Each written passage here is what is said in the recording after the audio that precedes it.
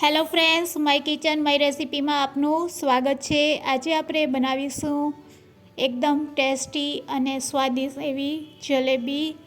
ફરસાણની દુકાનમાં મળે તેવી આજે આપણે જલેબી ઘરે બનાવતા શીખીશું। બધી ટ્રીક અને ટિપ સાથે આજે આપણે આ જલેબી બનાવીશું। પહેલી જ વારમાં એકદમ પરફેક્ટ જલેબી બનશે। જો તમે જલેબી ક્યારેય ન બનાવેલ હોય તો આ વિડીયોને પૂરેપૂરો જરૂરથી જોજો। જો કેવો મસ્ત અવાજ આવે છે, એકદમ ક્રન્ચી એવી આ જલેબી બનીને રેડી થશે। રેસીપી સારી લાગે તો લાઈક અને શેર જરૂરથી કરજો।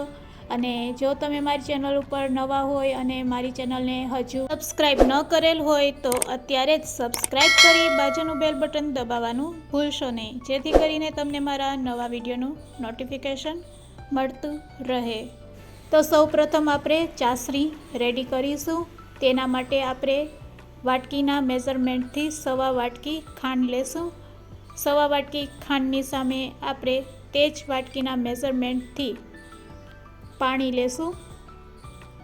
સવા વાટકી ખાંડ અને તે જ વાટકીના મેઝરમેન્ટથી આપણે પોણી વાટકી એટલે કે 3/4 કપ જેટલું પાણી એડ કરીશું અને તેને ગેસની ફ્લેમ ચાલુ કરીને આ રીતે હલાવી લેશું। હવે તેમાં આપણે 2 એલચી એડ કરીશું ફોલીને અને સાથે સાથે ચપટી કેસર એડ કરી દઈશું। બંને વસ્તુ જલેબીને વધારે સ્વાદિષ્ટ બનાવવા માટે એડ કરેલ છે। હવે સાથે સાથે તેમાં ચપટી આપણે ફૂડ કલર એડ કરીશું। અહીંયા તમે ઓરેન્જ અથવા તો યેલો ગમે તે ફૂડ કલર એડ કરી શકો છો। હવે તેને આપણે બોઇલ કરીશું, પણ અહીંયા આપણે કોઈ પણ પ્રકારનો ચાસણીમાં તાળ બનાવવાનો નથી। ફક્ત આ રીતે તમે ચેક કરશો અને ઘી જેવી ચીકાશ લાગે તો આપણી ચાસણી છે એ રેડી છે। તો હવે ગેસની ફ્લેમને બંધ કરી દેશું। હવે જલેબીનું બેટર બનાવીશું। તો તે જ વાટકીના મેઝરમેન્ટથી આપણે 1 વાટકી જેટલો મેંદો લેશું, જે વાટકીમાં આપણે ખાંડ લીધી હતી। હવે તેમાં આપણે ઘી એડ કરશું। તો 1 ચમચી જેટલું આપણે તેમાં ઘી એડ કરી દઈશું। સાથે સાથે ફર્મેન્ટેશન માટે આપણે 1 પેકેટ ઈનો એડ કરી દઈશું। ઈનો એડ કર્યા પછી હવે બધી વસ્તુને આપણે પહેલાં એક વખત મિક્સ કરી લેશું। ઈનોની જગ્યાએ તમે બેકિંગ સોડાનો પણ ઉપયોગ કરી શકો છો। તેને વ્હિસ્કરની મદદથી બધી વસ્તુને મિક્સ કરી લેશું। આ રીતે સારી રીતે મિક્સ કર્યા પછી હવે તેમાં આપણે પાણી એડ કરીશું। તો પાણી માટે આપણે તે જ વાટકીનો ઉપયોગ કરશું, જે વાટકીમાં આપણે મેંદો અને ખાંડનો માપ કરેલ છે। તો 1 વાટકી જેટલું આપણે પહેલાં પાણી લેશું અને પહેલાં થોડું થોડું પાણી તેમાં એડ કરશું અને વ્હિસ્કરની મદદથી આ રીતે તેને હલાવતા જશું। જેમ જેમ જરૂર લાગે તેમ તેમ આપણે પાણી એડ કરતા જશું।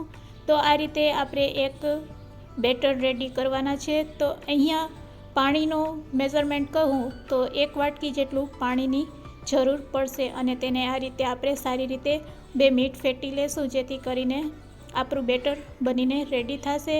તેની થિકનેસ કેવી રાખવાની છે તે આંગળીથી હું તમને બતાવવાનો પ્રયત્ન કરું છું। તો અહીંયા આપણું બેટર પણ પરફેક્ટ બનીને રેડી છે। હવે બસ તો તમારા ઘરમાં આ ટાઈપની બોટલ હોય સોસની, અથવા તો કોઈ પણ આ ટાઈપનું પ્લાસ્ટિક બેગ હોય તો તમે તેમાં આ બેટરને ભરી શકો છો। તો હું તમને બંને રીતથી આજે જલેબી બનાવતા શીખવાડીશ। તો પહેલાં આપણે સોસની બોટલમાં બેટરને ભરી દઈશું।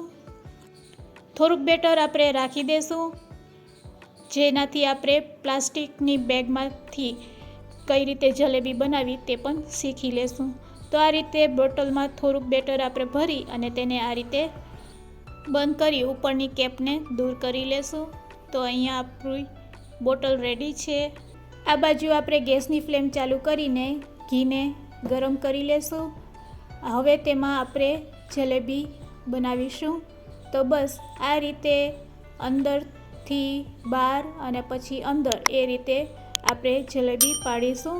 હવે જો તેલની વાત કરીએ તો આપણે તેલ કેવું રાખવાનું, તો જ્યારે પણ તમે જલેબી બનાવો ત્યારે પહેલાં તેલને ફૂલ ગરમ કરી લેવાનું અને પછી ગેસની ફ્લેમને લો કરી દેવાની, જેથી કરીને આપણું ઘી કે તેલ મીડિયમ ગરમ રહે.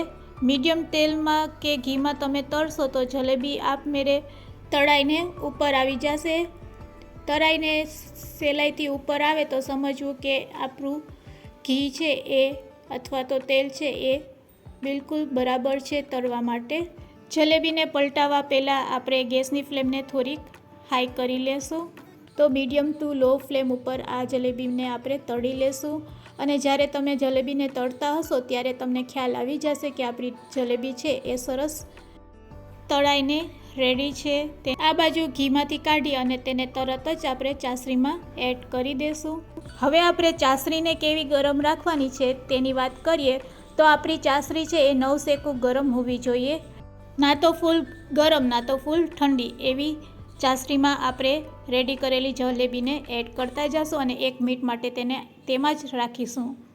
હવે આપણે પ્લાસ્ટિકની કોથળીમાં, એટલે કે જો તમારી પાસે કોઈ પણ પ્રકારની પ્લાસ્ટિકની હોય, દૂધની થેલી પણ હોય તો પણ ચાલે, તેમાં કઈ રીતે આપણે બેટરને ભરવું અને તેમાંથી કઈ રીતે આપણે જલેબી બનાવવી તે પણ હું શીખવાડું છું.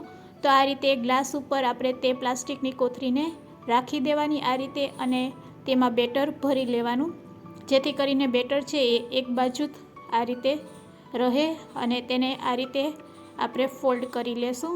તો આ રીતે આપણે પ્રેસ કરી લેશું અને કોન ટાઈપનું બનાવશું અને આ સાઈડથી આપણે કટ કરીશું.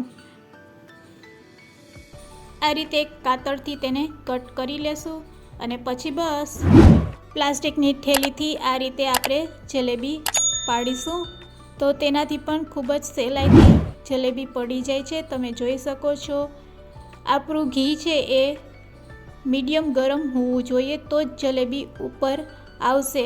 આ રીતે તેલમાંથી કે ઘીમાંથી જલેબી આપમેળે ઉપર આવે તો તમારે સમજવાનું કે આપણી જલેબી છે એ એકદમ પરફેક્ટ તળાશે. તો તમે જોઈ શકો છો ખૂબ જ સહેલાઈથી આપણે પ્લાસ્ટિકની થેલીમાંથી પણ જલેબી બનાવી શકીએ છીએ. તો તેને પણ આપણે આ રીતે સેજ કલર ચેન્જ થાય ત્યાં સુધી તેને ઘીમાં પકાવશું. તો અહીંયા પણ આપણી જલેબી બનીને રેડી છે. તેને તરત જ ઘીમાંથી કાઢી લેશું અને રેડી કરેલી ચાસણીમાં એડ કરી દેશું. નવસેકી ગરમ ચાસણીમાં આ રીતે તેને ચમચીથી એકવાર પલટાવી લેશું અને 1 મિનિટ માટે તેને ચાસણીમાં રાખીશું અને પછી તેને આપણે પ્લેટમાં કાઢી લેશું. તો આ રીતે આપણે બધી જલેબી બનાવીને રેડી કરીશું. આ રીતે 1 મિનિટ પછી તેને આપણે ચાસણીમાંથી કાઢી અને પ્લેટમાં લઈ લેશું. તો ખૂબ જ સહેલી રીતે આપણી જલેબી બનીને રેડી છે. બાળકોને પ્રિય એવી જલેબી, નાના મોટા સૌ કોઈ ખાઈ શકે તેવી જલેબી આપણી રેડી છે. નાના મોટા તહેવારોમાં બનાવી શકાય તેવી જલેબી અને જ્યારે પણ જલેબી ખાવાનું મન થાય ત્યારે ફ્રેશ જલેબી આપણે ઘરે પણ બનાવી શકીએ છીએ. તો છે ને ખૂબ જ સહેલી આથા વગરની જલેબી, ઇન્સ્ટન્ટ જલેબી, એકદમ ચોખ્ખી ઘરે બનાવો જલેબી. જો આ રીતે ક્યારેય ન બનાવેલ હોય તો એકવાર જરૂરથી ટ્રાય કરજો. તેને હું તોડીને પણ બતાવું છું. જો કેટલો મસ્ત અવાજ આવી રહ્યો છે, એકદમ છે ને બજાર જેવી, ફરસાણની દુકાનમાં મળે તેવી. તો આજની આ રેસીપી તમને કેવી લાગી તે મને કમેન્ટ્સમાં જરૂરથી કહેજો. રેસીપી સારી લાગી હોય તો લાઈક અને શેર પણ જરૂરથી કરજો. Thanks for watching.